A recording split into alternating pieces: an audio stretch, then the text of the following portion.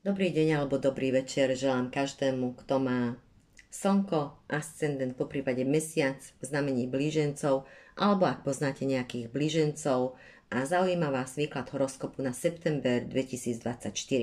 Som Žaneta, astrologička, hypnoterapeutka a hneď na úvod vás poprosím, aplikujte na seba jedine to, čo s vami rezonuje, pretože toto je všeobecný výklad a ja váš osobný horoskop nevidím. Na dôvažok som zástankyňou toho, že astrológia má pomáhať, poslúžiť a nestrašiť a samozrejme moje výklady sú aj v tomto duchu. 1. septembra sa vracia jedna z generačných planét, Pluto, do 19. novembra 2024 do znamenia Kozorožca. Je to posledný krát v našom živote, ak sa nedožijeme matuzalemského veku, ktorý tak rada spomínam. Treba učiniť a dokončiť zmeny vo vašom 8. astrodome, lebo tento rok ste už mali možnosť pocítiť, aké tu bude najbližších 20 rokov po 19. novembri 2024, kedy sa Pluto bude permanentne zdržiavať vo vašom 9. astrodome. Čo treba dotiahnuť do konca a uzavrieť? Sú to témy spoločných financií, zdrojov spoločných príjmov z rôznych partnerstiev, z bývalých partnerstiev. Ak je to aktuálne, tak je to vysporiadanie BSM alebo snaha o dokončenie vysporiadania BSM výživného. Môže to byť aj nejaká forma zdieľania zodpovednosti. Bolo by dobré uzavrieť staré obchodné záležitosti, snažiť sa vyrovnať dlhy, dosiahnuť finančné vyrovnanie, ak ste dlžní vy, alebo ak vám niekto niečo dlží. Na inú nôtu, ak ste mali milenca alebo milenku a nemáte nefunkčný milenecký vzťah uzavretý, tak by bolo na čase, len by vám to prospelo, aby ste sa mohli pohnúť vpred. Keďže Pluto je aj vládcom vášho 6. astrodomu práce, zdravia, otvorených nepriateľov, tak Pluto vám teraz ukazuje, že neuzavreté veci, ktoré som spomenula, sa podpisujú na vašom každodennom živote a môžu vás aj psychoemocionálne zaťažovať a samozrejme potom môžete aj somatizovať. Prosím, myslite na seba. Dobrá správa. Jupiter máte ešte dlhodobo. Stále v 1. astrodome ste pod vládou šťastení. Šťastená vám praje alebo bude prijať, ak myslíte na seba a nebudete sa rozdávať. Mnohí vplyvom Jupiteru teraz dozrievajú a menia staré, zastaralé názory a toto platí pre každého bez ohľadu na vek. Vaša telesná konštrukcia teraz môže zosilnieť. Mars máte v 2. astrodome, blíženci.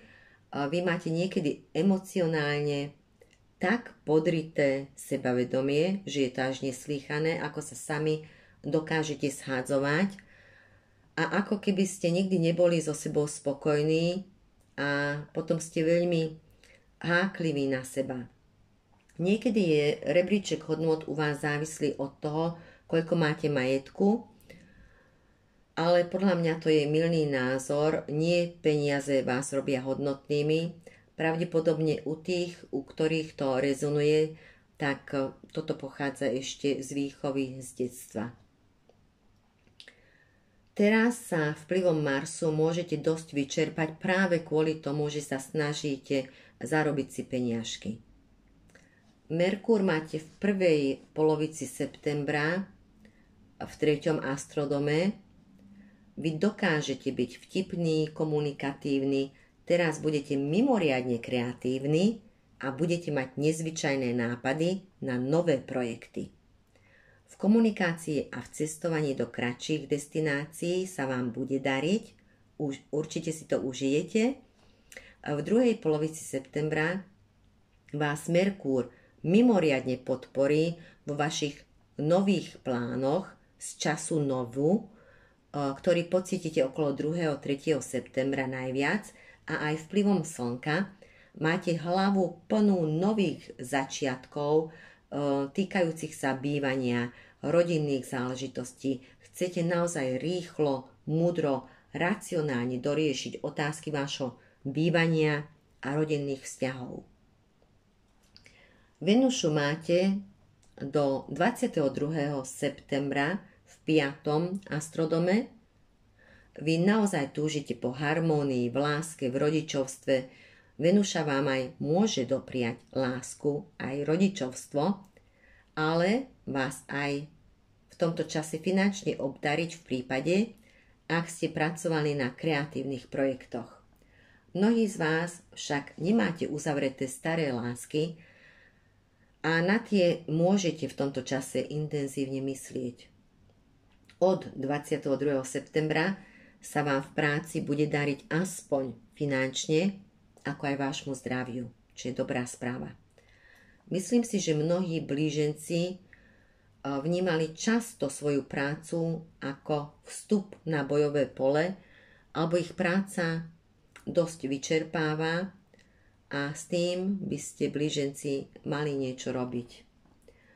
Najväčšiu zmenu vám prináša spln, ktorý je spolu s lunárnou eklipsou 17. septembra v znamení Rýb, kde vám sedí Saturn, vládca vášho 8. a 9. astrodomu. Vidíte, ako všetko so všetkým súvisí. Lunárna eklipsa vám ukáže, že naozaj potrebujete zmeniť kariéru a vaše status quo, rodinný stav, vaše postavenie vo vašom spoločenstve alebo v spoločnosti.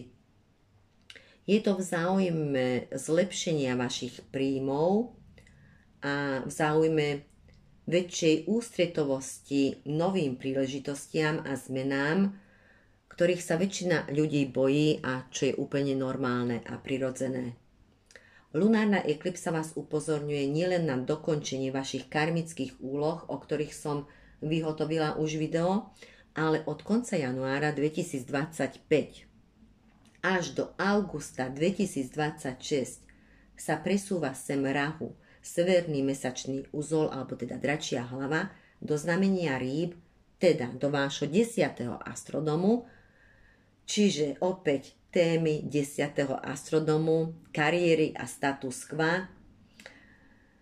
A čo samozrejme súvisí aj s tým, že musíte dokončiť tie karmické úlohy a môže sa to týkať aj zmeny vášho okruhu známych, vašich plánov do života.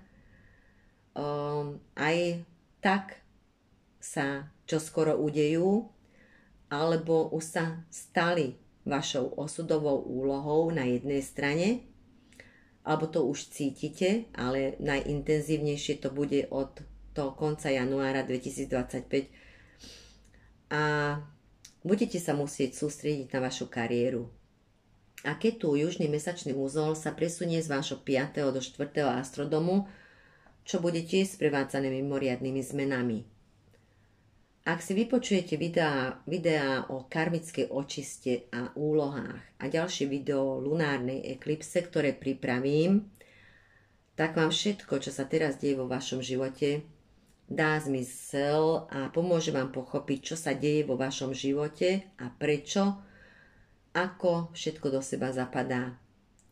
Vy musíte teraz urobiť hrubú čiaru za starými láskami, ukončiť alebo dokončiť vaše kreatívne projekty a doriešiť aj otázku ohľadne detí, ale to samozrejme závisí od vášho osobného horoskopu.